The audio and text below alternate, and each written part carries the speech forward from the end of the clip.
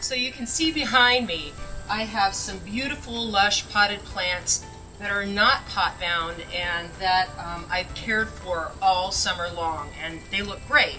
But in front of me are two sort of sad looking plants that I haven't given as much care. These have become pot bound and they're not getting the water and nutrients they need, even if when I feed and water them a lot. So what I need to do is tend to their roots, upgrade their pots, feed them and prune them back a bit, and in no time these will look great and beautiful again when I bring them indoors for winter. So let me show you how that's done.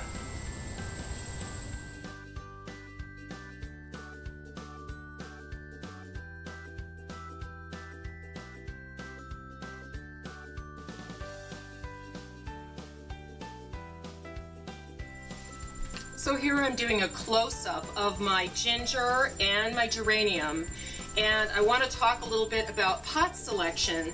So for my edible ginger, which I'm going to bring into my kitchen, I've selected a pot that's a little more utilitarian, that automatically has a self-watering base, so it will be, it'll look very nice in my kitchen window.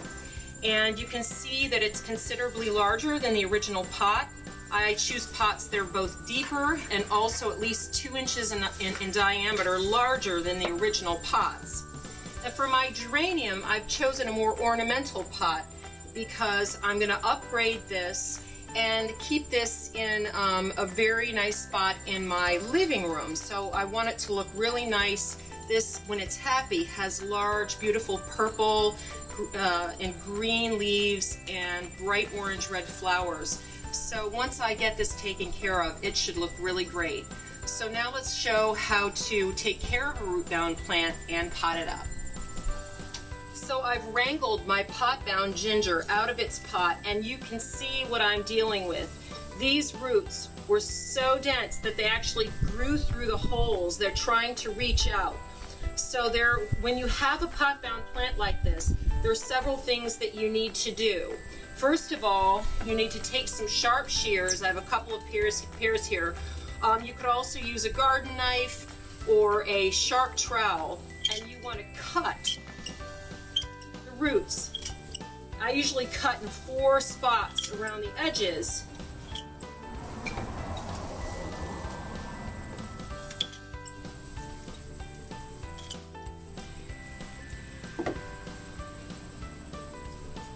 And then what you do is you loosen those roots.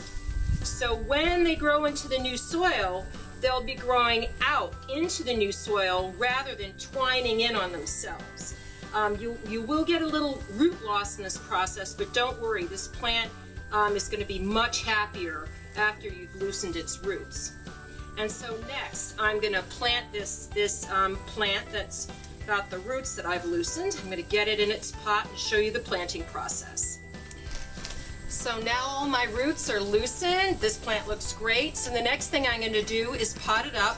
I put a little soil in the bottom. You want to put soil in enough so that when you fill this in, you have enough, about 1 inch to 1.5 inches of headspace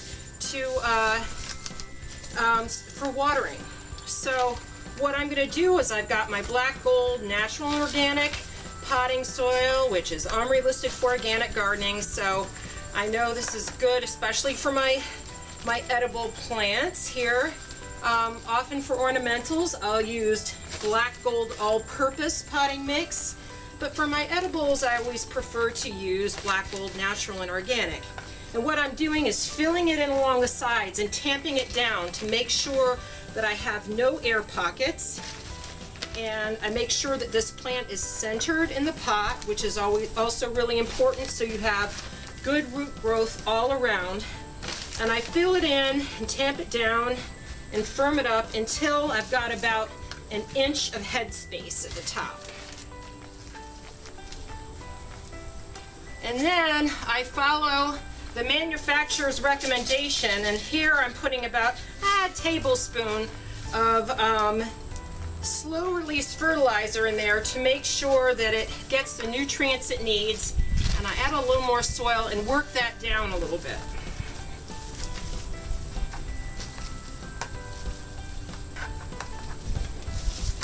So finally, my last step, I'm going to clean up. You can see there's some brown leaves on this plant. So anything that doesn't look good, I'm going to remove. So I'll take my clippers and just prune out some of those browning leaves that aren't doing the plant any good. And ultimately, you can see there's a lot of brown here. Ultimately, the overall plant is going to be looking a lot better, and this will also encourage new growth as well as better looks. So in the end, I'm going to have a plant that looks a lot smaller, but that's not a problem, because by winter time, and right now it's late summer, it's going to look really good. See, I'm pruning off quite a bit, taking off all of that brown and leaving just a little bit of growth for this to pop back. Just sort of smooth that out. I got a little there. So, and as a final step, it's looking pretty good. As a final step, I'm going to water this in with all of its food. I want to make sure I water it in until the water goes all the way to the bottom. This is self-watering, so it has a chamber in the bottom that holds that water. And the Black Gold Natural and Organic potting soil soaks up water well. So I know that water is going to reach the bottom. It's very porous. And so that's pretty much all I do to transplant my new or an old root-bound potted plant. And as I said, by winter this is going to be beautiful, and next I'm going to take care of my geranium. Do the same thing. So here you see I've cleaned things up a bit. I've repotted my ginger. I've repotted my beautiful geranium. This one is called Vancouver Centennial, and in just a couple of months its leaves should be a lot larger, and it will be covered with beautiful orange-red flowers. So that will really brighten up my winter indoors. And I also wanted to mention I bought a beautiful jasmine, very fragrant plant to bring inside as well. And generally when you buy new house plants, they're not that pot bound, or not pot bound at all, but boy, when I looked at this or tried to get it out of the pot, I noticed it was really, really pot bound. So sometimes you'll have to do this with new potted plants as well. So I'm going to treat this as I did these two, pot it up, and this winter my indoors should be filled with wonderful, fragrant, beautiful plants that I can enjoy through the cold winter months. So happy transplanting and happy gardening.